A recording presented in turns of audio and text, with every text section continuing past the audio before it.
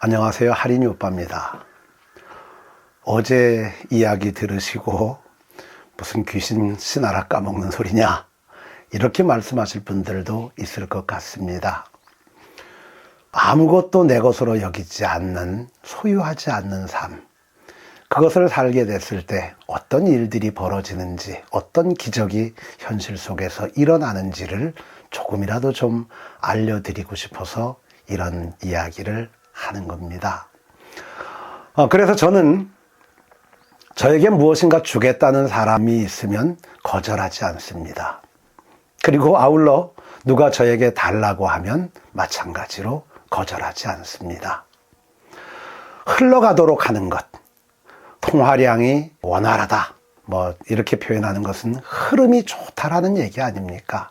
돌고 도는 게 돈이라고 하는 그런 이야기를 농담처럼 사람들이 하듯, 소유하는 것은 바로 그것을 멈추게 하고 묶어두게 하고 흐름을 한 곳에 가두어 두기 때문에 문제가 된다라는 생각이 듭니다. 저는 어쨌든 소유하지 않고 사는 삶을 살게 됐을 때 그런 기적 같은 일이, 세상 사람들이 보면 말도 안 되는 일이 벌어지기 시작했습니다. 한 2달에 걸쳐서 어쨌든 소유권 이전 등기까지 모두 마치고 났으니 우선은 차가 들어오는 곳으로 이사를 할 수 있는 기본 토대가 마련됐지 않습니까? 이제 해야 되는 일은 딸내미가 얘기한 2층 집 짓는 거, 그거 아니겠습니까? 2층 집을 돈으로 주고 사거나 지으려면 엄청난 비용이 들겠지요. 그러니까 비용이 들지 않는 방법은 제가 직접 짓는 수밖에 없겠지요.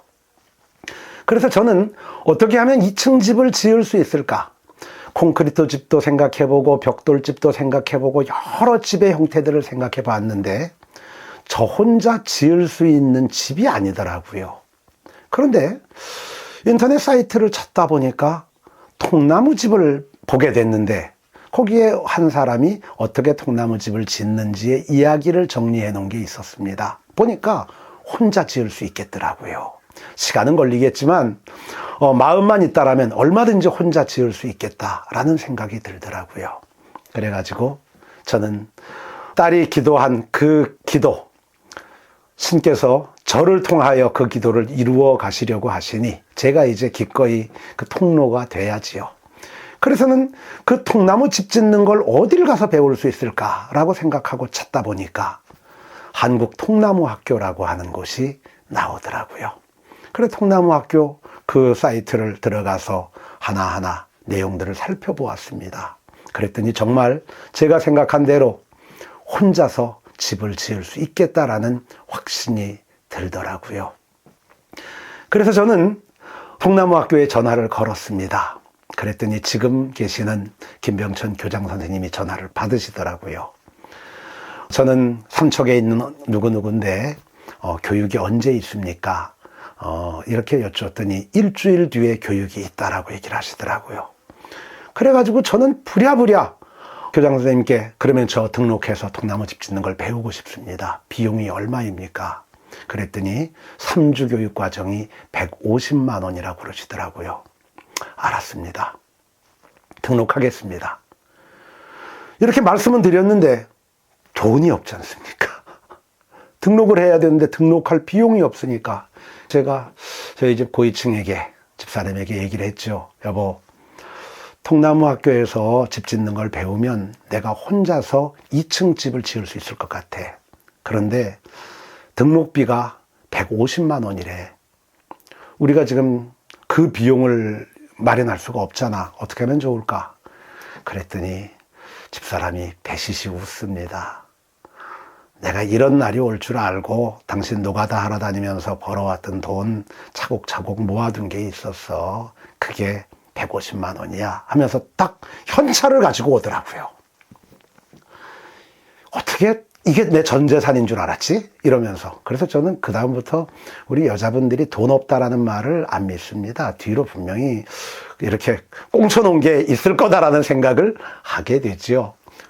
어쨌든 그래가지고 집사람이 자기가 이렇게 모아두었던 돈, 그러면서 제게 얘기합니다. 이 돈 우리가 급한 일이라도 생기거나 누가 아프기라도 하면 병원은 가야 될 거 아니야. 그러니까 그때 쓰려고 모아뒀던 건데 그런 일이 안 생길 거라고 믿고 당신 등록하는데 등록비로 내줄게. 그래가지고 그 150만 원을 송금을 하게 됐습니다. 그래서 일주일 뒤 드디어 3월 21일에 통나무학교 교육과정에 입교를 하게 됐습니다. 통나무학교에 교육이 시작되는 날 이른 새벽에 학교를 들어갔습니다. 그런데 학교에 들어갔더니 뭔가 정리되지 않은 것 같은 약간은 어수선한 느낌. 뭔지 모르게 이렇게 쓰레기를 태운 것 같기도 하고 뭔가 이렇게 불에 타다가 남은 것 같은 그런 매캐한 냄새가 나더라고요. 무슨 일인지 제가 일일이 알아보지 않고 어쨌든 교육이 시작되었습니다. 제가 대학을 졸업하고 난 이후에 처음으로 다른 데 가서 뭔가를 배워보겠다고 나선 걸음이었습니다. 그래서는 마음을 다해서 배워보겠노라고 열심히 톱질을 했습니다. 그 전까지는 전구 하나 갈아본 적이 없으니 몸을 써서 살아본 적이 없지만 이제 머리하고 입 갖고 사는 것이 아니라 가슴과 몸으로만 살겠다라고 한 그 삶을 비로소 실현할 수 있게 된 것이지요. 일주일이 지나고 나서 이제 금요일 저녁 바베큐 파티 시간이 되었습니다. 그 바베큐 파티를 하면서 교장 선생님과 대화를 하다 보니 저는 그만 일주일 동안 지내온 시간 동안에 전혀 눈치채지 못했던 놀라운 사실 하나를 알게 되었습니다. 그 사실이 뭐냐? 저희가 입교한 날은 월요일이었고 토요일 날 입교하기 이틀 전에 통나무학교 졸업생들과 그리고 통나무학교에서 함께 생활하던 강사들이 모여가지고 술을 한잔 마시고 늦은 시간까지 있다가 잠이 들었는데 누군가의 부주의로 화목난로에서 불이 과열이 돼가지고 그래가지고는 통나무집에 불이 붙었다는 겁니다. 그래가지고 통나무학교에 사무실로 사용하던 앨런 B 맥키 선생님을 기념하는 그 기념관 35평 정도 되던 건물이 토요일 날 저녁에 모두 전소돼 버린 겁니다. 그런데 그걸 일주일 동안 교육을 받으면서도 몰랐던 겁니다. 왜냐하면 단 이틀 만에 화재가 난 모든 흔적을 다 치워버렸으니까요. 그리고 아무렇지 않게 일주일을 교육을 하신 겁니다.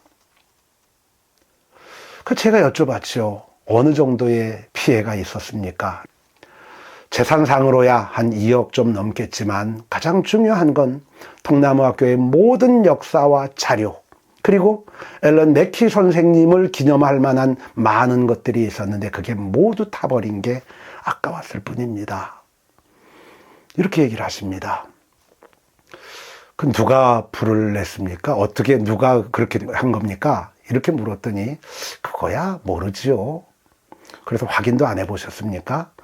그거 확인해가지고 뭐 합니까? 이미 불은 다 탔는데요. 그랬더니 그 옆에 있던 강사가 한 분이 얘기를 합니다. 불이 나가지고 우리 모두가 한밤중에 달려나와서 불을 끌려고 다 막 달려드는데 교장 선생님이 우리 모두를 제어했습니다. 이거 불 끌 수 없다.